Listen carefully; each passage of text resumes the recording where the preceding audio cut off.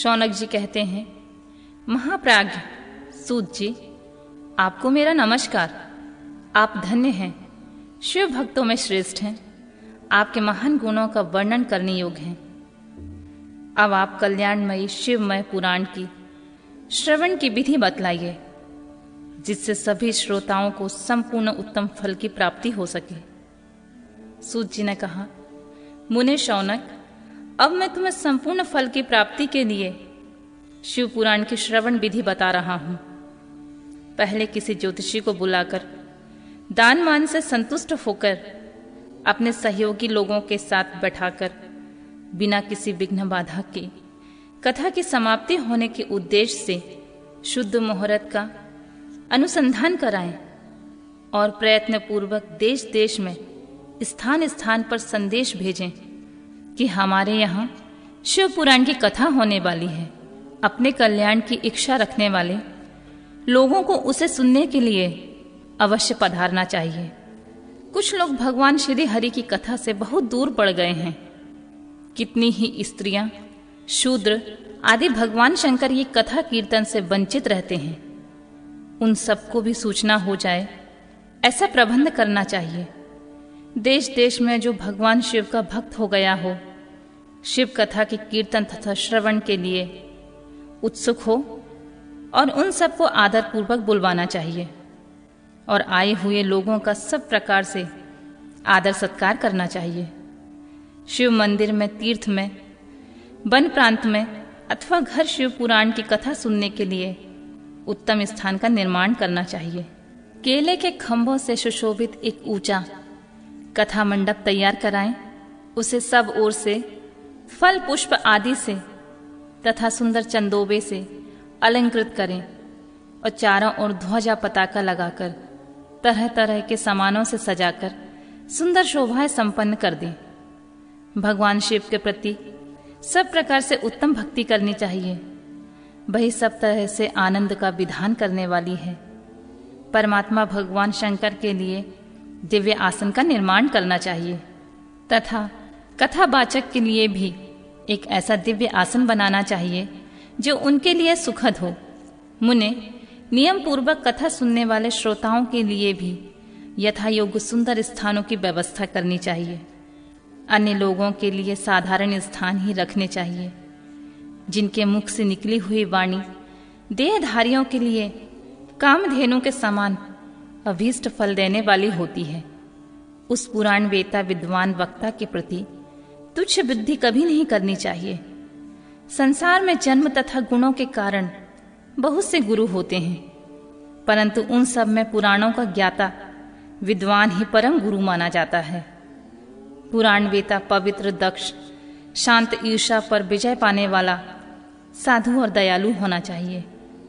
ऐसा प्रवचन कुशल विद्वान इस पुण्यमयी कथा को कहे। सूर्योदय से आरंभ करके 3:30 प्रहर तक उत्तम बुद्धि वाले विद्वान पुरुष को शिव पुराण की कथा सम्यक रीति से बाँचनी चाहिए। मध्यकाल में 2 घड़ी तक कथा बंद रखनी चाहिए, जिससे कथा कीर्तन से अवकाश प्राप्त लोग मलमूत्र का त्याग कर सकें। कथा प्रारंभ के दिन से 1 दिन पहले व्रत ग्रहण करने के लिए वक्ता को शौर्य करा लेना चाहिए। जिन दिनों तक कथा हो रही हो उन दिनों प्रयत्न पूर्वक प्रातःकाल ही सारा नित्य कर्म संक्षेप में ही कर लेना चाहिए। वक्ता के पास उसकी सहायता के लिए एक दूसरे वैसा ही विद्वान स्थापित करना चाहिए। यह भी सब प्रकार के संशयों को निवृत्त करने में समर्थ और लोगों को समझाने में कुशल हो। कथा को आने वाले विघ्नों से निवृत्ति के लिए गणेश जी का पूजन करें। कथा के स्वामी भगवान शिव की तथा विशेषतः शिव पुराण की पुस्तक की भक्ति भाव से पूजा करें।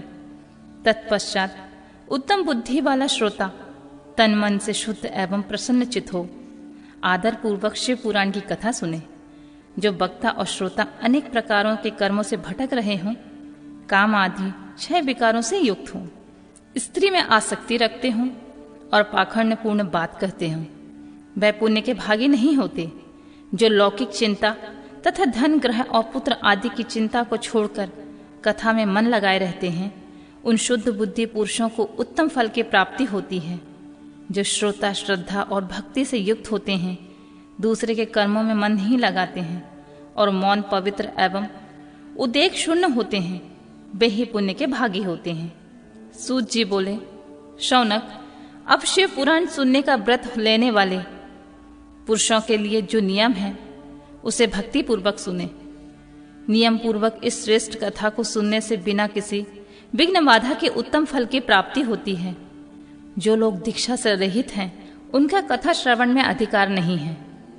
अतः मुने, कथा सुनने वाले इच्छा वाले सब लोगों को पहले वक्ता से दीक्षा ग्रहण करनी चाहिए।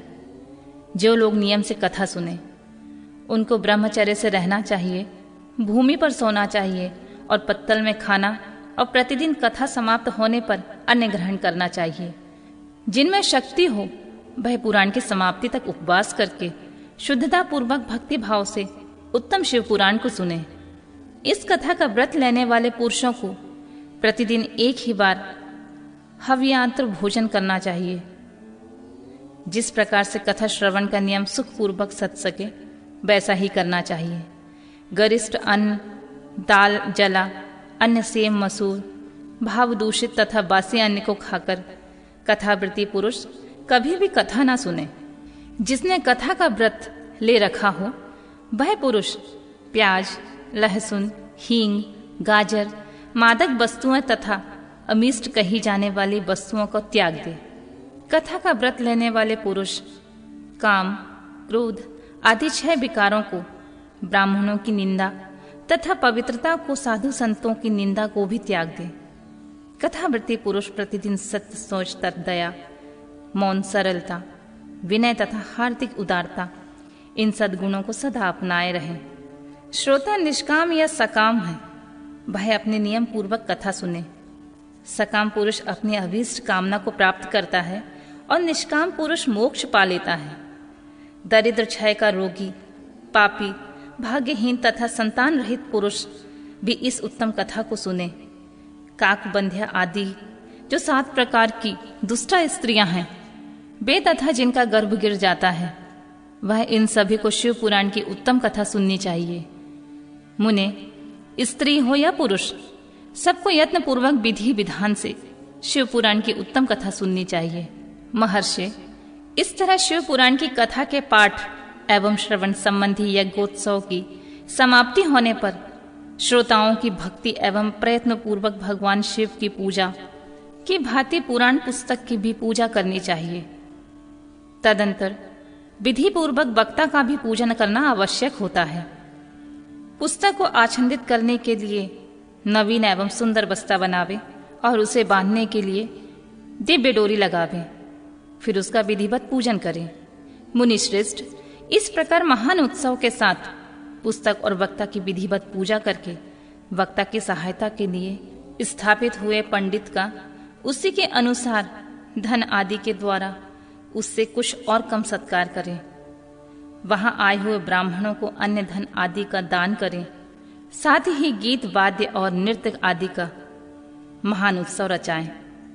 मुने, यदि श्रोता विरक्त हो तो उसके लिए कथा समाप्ति के दिन विशेष रूप से गीता का पाठ करना चाहिए, जिसे श्री भगवान रामचंद्र जी के प्रति शिव जी ने कहा था।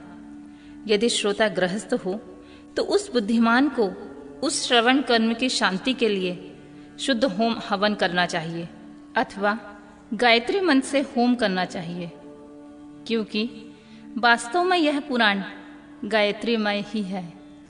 अथवा शिव पंचाक्षर मूल मंत्र से हवन करना उचित होता है। होम करने की शक्ति ना हो तो विद्वान पुरुष यथाशक्ति हवनीय हवन को ब्राह्मण को दान करे। न्यूनातिरिक्ता रूप दोष की शांति के लिए भक्ति पूर्वक शिव सहस्त्र नाम का पाठ अथवा श्रवण करे। इससे सब कुछ सफल होता है, इसमें संशय नहीं है, क्योंकि तीनों लोकों में उससे बढ़कर कोई वस्तु नहीं होती है।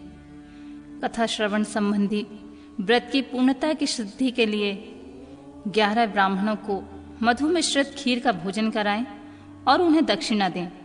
मुने, यदि शक्ति हो तो 3 तोले का सोने का एक सुंदर सिंहासन बनवाएं और उस पर उत्तम अक्षरों में लिखी अथवा लिखाई हुई शिव पुराण की पोथी विधि पूर्वक स्थापित करें।